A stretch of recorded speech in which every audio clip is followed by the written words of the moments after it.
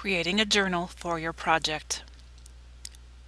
As you are working on your project, it is extremely important that you keep very good records of everything you've done and the amount of time you've spent in the process of completing your project. In your portfolio, there's a spot where you can keep track of all of this information in the link that's called Project Journal.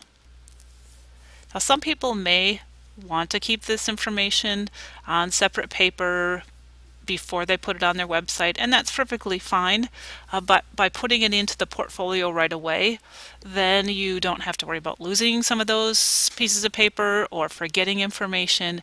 If you can get in a habit of continually updating this journal as you work on your project, the overall end product is going to be better.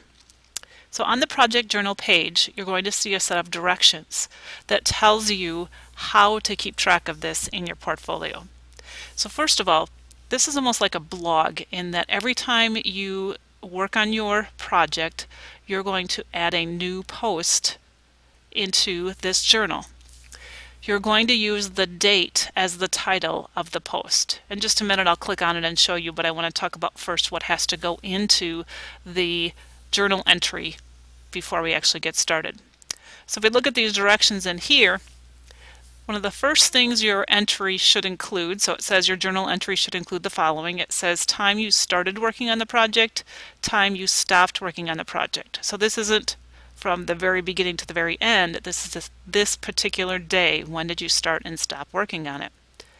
Then you need to write a paragraph describing what you accomplished. So be very specific on the things that you did that day. Remember to use complete sentences, capital letters. Again, this whole portfolio is trying to prove your abilities and be impressive, something you should be very proud of, so make sure that you're writing in that manner.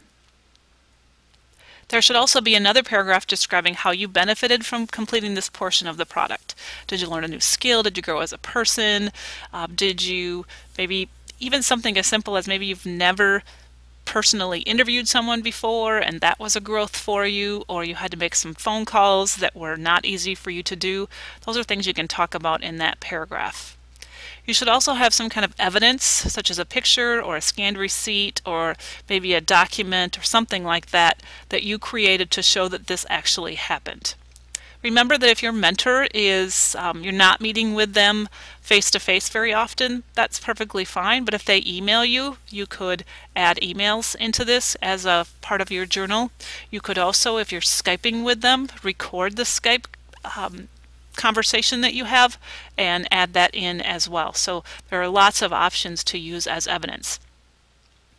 So I'm going to go up to the top here and click on the New Post button so you can see how this works.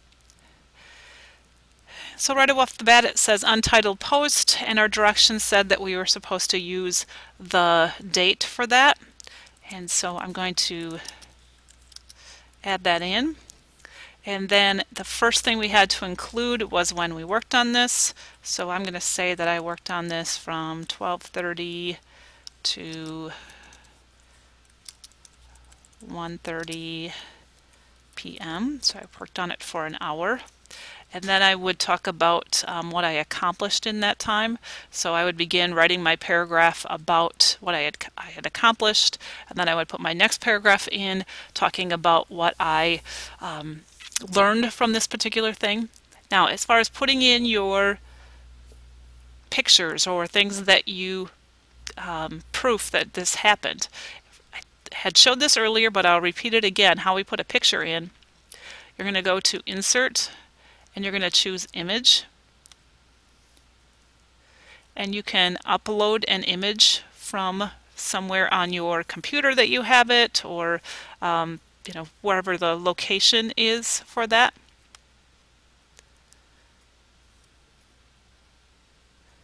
So once I've chosen my image, I'm going to click OK to add that into my post that I have on here. And again, with the pictures, you can choose the alignment, left, center, and right.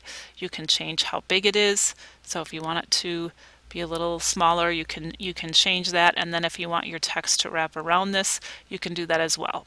Now, I purposely chose kind of an abstract picture here because if you have a picture that maybe is showing something that isn't real clear to a viewer as to what's going on there, those paragraphs should be describing and explaining this so we know exactly what happened. Especially some of you who are doing something that's maybe very skill oriented and only somebody real knowledgeable in your area would know that. You want to make sure you explain it really well.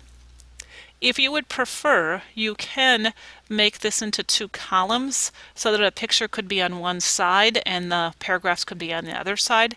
That's very easy to do under the layout in the top here. And I could change this to 2 column, and that way I could have a picture on one side and a description on the other side, or my paragraphs telling about what I did and what I learned. I could change that up if I would like to. Again, this is yours and you want to make this fit your needs and make it something that you will be proud of. Be sure when you are done that you save this. Now, if you just save the draft, that means it's not considered a final post and it's not going to actually publish it out there.